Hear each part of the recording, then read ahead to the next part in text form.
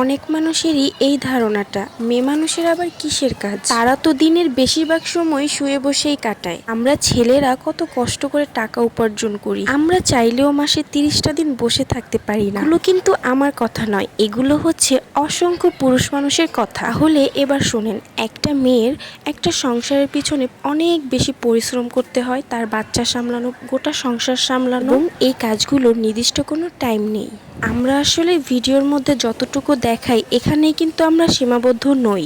Normally সবকিছু দেখানো কিন্তু পসিবল নয়। শুধুমাত্র 10-15 মিনিটের একটা ভিডিও দেখে কিন্তু বাকি সময়টা জাজ করা যায় না। অনেকগুলো কথা বলে ফেললাম। এটা হচ্ছে গতকালকের একটি ভিডিও। বাবা সকালেই বাজারে চলে গিয়েছিল, ওখান থেকে মাছ সবজি এগুলো নিয়ে আসছে। মাছগুলো কেটে ধুয়ে একেবারে প্রসেসিং করে রেখে আসছি। কিছুটা সময় বের করে নাস্তা করে নিলাম। এরপর আজকে ভেবেছি খিচুড়ি আর মাংস রান্না করব। আমি যেভাবে ভুনা খিচুড়ি আর গরুর মাংস রান্না করি সেটা আজকে আপনাদেরকে একটু দেখাবো। আমাদের দুইজনের যতটুকু লাগবে ওই পরিমাণের মাংস এখানে নিয়ে সব ধরনের মশলা দিয়ে মেখে রেখে দিব। কিছুক্ষণ রাখার পর কড়াইতে করে মাংসটা একেবারে চুলায় বসিয়ে দিয়ে আসবো। এখানে এক্সট্রা কোনো রকমের পানি অ্যাড করা হয়নি, মাংস থেকে পানি উঠেছে। এতেই দেখতে পেয়েছেন খিচুড়ি রান্নার জন্য ভাতের চাল, মসুরের ডাল আর হচ্ছে পোলাওয়ের চাল, এগুলোকে আমি ধুয়ে তারপর ঝরিয়ে রেখে এসেছি। এর মধ্যে মুগ ডাল ভাজতে একেবারেই ভুলে গিয়েছিলাম, কি করার, এখন আমি ভেজে নিলাম। তো এখন আমি ভুনা খিচুড়িটাকে রান্না করে নিব। এখানে পরিমাণ মতো পেঁয়াজ, এলাচ, দারুচিনি, তেজপাতা এগুলোকে দিয়ে ভালো করে কিছুক্ষণের জন্য ভেজে নিব। মশলা কষানোর জন্য সামান্য একটু পানি, সাথে আদা বাটা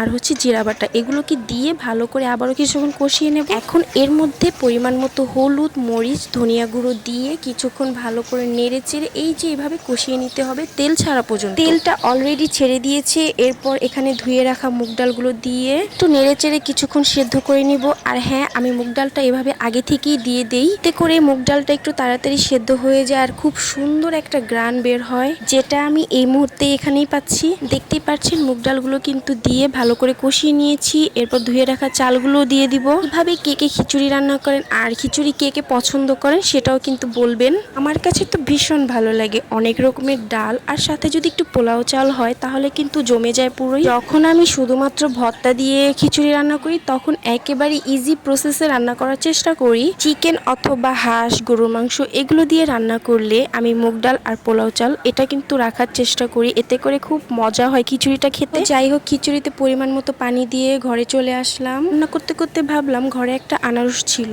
এখন যেহেতু একটু ফ্রি আছি ভাবলাম মেখে খাওয়া যেতেই পারে। আমি আগে কখনো এভাবে আনারস মাখা খেতাম না, তবে রাস্তায় একদিন খেয়েছি, ওইখান থেকে ভালো লেগেছে। যে দেখেন গরুর মাংসটা আমি কত সুন্দর করে কষিয়ে নিয়েছি। এরপর এখানে কিছুটা আলু অ্যাড করব।